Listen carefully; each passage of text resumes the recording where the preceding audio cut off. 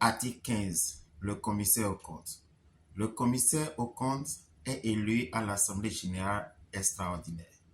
Son rôle est de contrôler les activités du bureau exécutif au niveau de la trésorerie par des contrôles périodiques.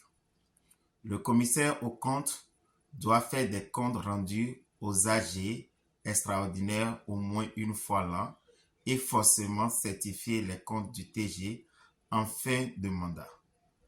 Les conditions de candidature au poste du commissaire aux comptes sont définies à l'article 27. Article 16. Langue. L'anglais et le français sont les langues écrites de l'association. Toutefois, lors des réunions, les membres peuvent s'exprimer dans la langue qui leur convient avec nécessité et l'obligation de traduire en français ou en anglais. Titre 5. Activité. Article 17. Assistance. L'association assiste de façon officielle en moyens financiers et en dons ses membres actifs qui ont payé consécutivement les 2 dernières années de leur cotisation. Les circonstances d'assistance aux membres actifs sont définies ci-dessous. Mariage. Donation d'un chèque de $200. Naissance. Donation d'un chèque de $100 par naissance à raison d'une naissance par année.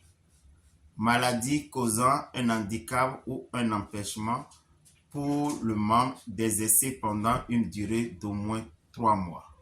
Donation d'un chèque d'une valeur de $500 au malade. Arrestation plus démarches juridiques relatives aux problèmes d'immigration.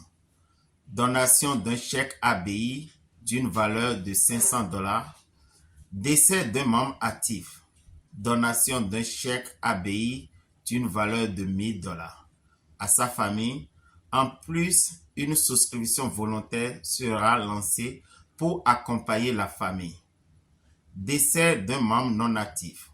Une souscription volontaire sera lancée pour accompagner la famille. Décès du père ou de la mère, du tuteur, tutrice ou d'un descendant d'un membre actif. Donation d'un chèque ABI d'une valeur de $500 aux membres. En plus, une souscription volontaire sera lancée pour accompagner la famille. Une retenue de 10% sera gardée sur le montant collecté et versé à la caisse de l'ABI sur les souscriptions volontaires pour les membres non actifs. Tous les bénéfices cités ci-dessus sont octroyés aux membres ayant payé dans les délais requis. Le bureau exécutif doit être informé dans un délai de 7 jours en cas de naissance ou de décès. Merci.